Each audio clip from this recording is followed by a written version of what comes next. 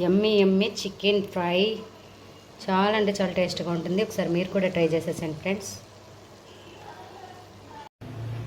Chicken ప్రియుల కోసం మరొక మంచి అద్భుతమైన రెసిపీతో మళ్ళీ నేను ముందుకు వచ్చేసాను ఫ్రెండ్స్. చూస్తున్నారు కదా, ఇది వచ్చేసి కిలో చికెన్. ఈ కిలో చికెన్ని నేను క్రిస్టల్ సాల్ట్ వేసేసి ఒక ½ అయితే శుభ్రంగా కడిగి నానబెట్టేసానండి. సాల్ట్లో వేయటం వల్ల ఏంటంటే ముక్క అనేది జ్యూసీగా భలే టేస్ట్గా ఉంటుంది. అందుకని చెప్పేసి సాల్ట్లో వేసి నానబెట్టేస్తాను. ఇప్పుడైతే మనకు నానిపోయింది కదా ½ తర్వాత. ఇప్పుడు దీని ప్రాసెస్ చూద్దాం. ఇది శుభ్రంగా కడిగేసాను కాబట్టి ఇంకా కడగవలసిన అవసరం లేదు. ఇందులో ఉన్న వాటర్ అంతా పంపేసుకోవటమే. మరొక బౌల్లోకి తీసుకోవాలి. ఇప్పుడు ఇక్కడైతే నేను స్టవ్ వెలిగించి స్టవ్ మీద బాండీ పెట్టుకొని అందులో కొంచెం ఆయిల్ అయితే వేస్తున్నాను. చికెన్ ఓన్లీ జస్ట్ చికెన్ ఉడకబెట్టడానికి మాత్రమే వేస్తున్నాను ఆయిల్ అనేది. ఈ ఆయిల్ హీట్ ఎక్కిన తర్వాత మనం కడిగి పెట్టుకున్న చికెన్ అనేది ఇందులో యాడ్ చేసుకొని కుక్ చేసుకోవటమేనండి. సో చూస్తున్నారు కదా, ఇదిగో ఫస్ట్ అయితే లెగ్ పీస్ వేసేస్తున్నాం. అలాగే మొత్తం చికెన్ అంతా వేసేసుకుందాము.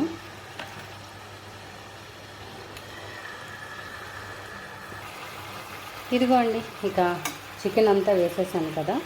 ఇప్పుడు ఒకసారి బాగా కలిపెట్టేసుకుందాము. ఇందులో మీకు కావాలంటే అల్లం వెల్లుల్లి పేస్ట్ కూడా వేసి ఉడకబెట్టుకోవచ్చు. అలాగ కూడా చేసుకోవచ్చు, ఇలాగ కూడా చేసుకోవచ్చు. ఇప్పుడు మనకి చికెన్ నుంచి వచ్చే వాటర్ అంతా దగ్గరగా అయిపోవాలండి. చికెన్ నుంచి చాలా వాటర్ వస్తుంది కదా, ఆ వాటర్ అంతా దగ్గరగా అయిపోవాలి. అప్పుడు మనం నెక్స్ట్ ప్రాసెస్ అయితే చూద్దాం, ఓకేనా? ఈలోపు మనం ఆనియన్స్ అయితే కట్ చేసుకుందాం. ఫ్రెండ్స్ చూస్తున్నారు కదా, చికెన్ నుంచి అయితే ఎంత వాటర్ అనేది వచ్చేస్తుందో. ఇదిగోండి, చాలా అంటే వాటర్ వస్తుంది. ఈ వాటర్ మొత్తం డ్రై అయిపోవాలి, ఓకేనా? ఇదిగోండి, మీడియం సైజ్ ఆనియన్స్ అయితే 2 మాత్రం తీసుకున్నా. మీరు 1 తీసుకున్నా బాగానే ఉంటుంది. గ్రేవీ ఎక్కువ కావాలనుకుంటే 2 తీసుకోండి. ఇంకా గ్రేవీ కావాలనుకుంటే ఇంకో ఆనియన్ అనేది యాడ్ చేసుకోవచ్చు. ఇక్కడ నాకైతే 2 సరిపోతాయి. ఇప్పుడు వీటిని సన్నగా తరిగేసుకుందామా? ఇదిగోండి ఫ్రెండ్స్, ఇక్కడ సన్నగా అయితే ఆనియన్స్ అయితే కట్ చేసేసుకున్నాను. ఇప్పుడు మనకి చికెన్ ఎంతవరకు వచ్చిందో చూద్దాం. అమ్మో, వాటర్ అయితే ఇంకా చాలా ఉంది. ఈ వాటర్ మొత్తం డ్రై అయిపోవాలన్నాను కదా, ఇంకా టైం పట్టేటట్టుంది. సో ఈలోపు అయితే వెయిట్ చేద్దాం. ఫ్రెండ్స్ ఇక్కడైతే చికెన్లో వాటర్ అంతా డ్రై అయిపోయింది. ఇప్పుడు మనం దీన్ని ఒక బౌల్లోకి అయితే తీసేసుకున్న తర్వాత ఆనియన్స్ పచ్చిమిర్చిని కూడా ఫ్రై చేసేసుకుందాము, ఓకేనా?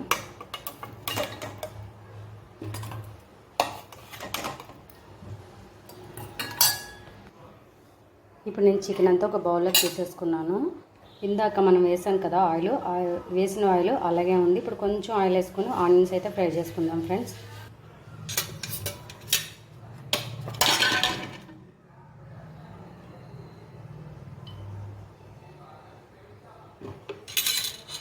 ఆయిల్ అయితే వేసుకున్నాం కదా, ఇప్పుడు ఒక 3 పచ్చిమిర్చి అయితే ఘాట్లు పెట్టుకొని ఇందులో వేసేసుకుందాము.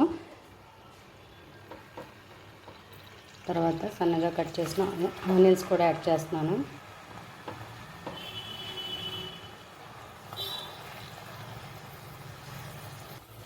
ఆనియన్స్ అయితే వేసేసుకున్నాం కదా, ఇప్పుడు ఆనియన్స్ గోల్డెన్ కలర్ రావాలంటే కొంచెం సాల్ట్ అయితే వేసేస్తున్నాను. అండ్ అలాగే అల్లం వెల్లుల్లి పేస్ట్ కూడా ఇప్పుడు యాడ్ చేసేసుకుంటున్నా. అన్నీ వేసేసుకున్నాం కాబట్టి ఇప్పుడు ఒకసారి కలయబెట్టేసుకుందాం.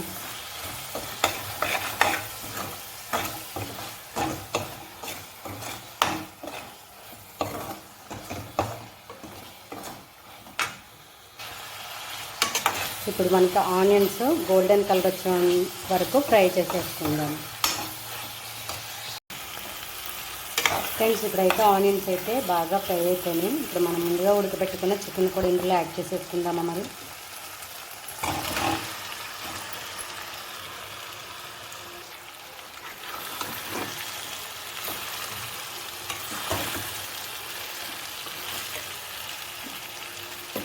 ఇప్పుడు ఇందులో కారం, పసుపు అన్నీ యాడ్ చేసేసుకుందాం. చిటికెడు పసుపు, కూరకు సరిపడగా కారం, అలాగే garam masala powder, chicken masala powder అన్నీ యాడ్ చేసేసుకున్నాం కదా, ఒకసారి కలుపుకుందాం.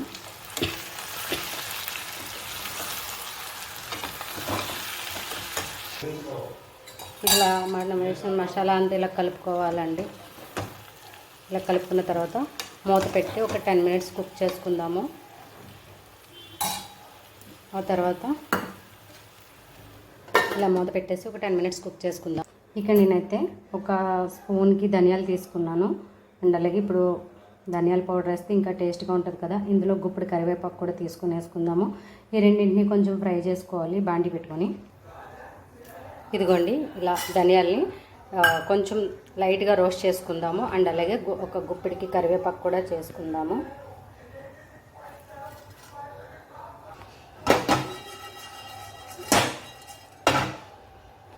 ధనియాలు కరివేపాకు అయితే ఫ్రై అయిపోయాయండి. ఇప్పుడు స్టవ్ ఆఫ్ చేసేసుకొని చల్లారిన తర్వాత దంచుకుందాము రోట్లో వేసుకొని. మెత్తగా ఫైన్ పౌడర్లాగా చేసేసుకుందాం.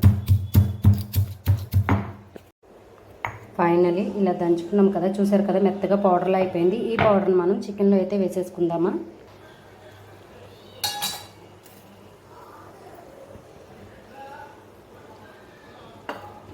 ఇప్పుడు మొత్తం చికెన్కి పట్టేటట్టు ఒకసారి కలుపుకుందాం. భలే ఉంటుందండి ఇలాంటి చికెన్, చాలా టేస్ట్గా ఉంటుంది, జ్యూసీగా. మనకి దీనికి ఇంకా మన రైస్తో కలుపుకొని తింటే ఇంకా బాగుంటుంది కదా. అండ్ అలాగే దీంతో కాంబినేషన్గా రసం కానీ సాంబార్ కానీ పెట్టుకుంటే ఇంకా బాగుంటుంది. ఇదిగోండి ఇలా వేసుకున్నాం కదా, కలిపేసుకున్నాం కదా. ఇప్పుడు ఒక 5 మినిట్స్ మూత పెట్టి మగ్గపెట్టుకుంటే ఇంకా బాగుంటుంది.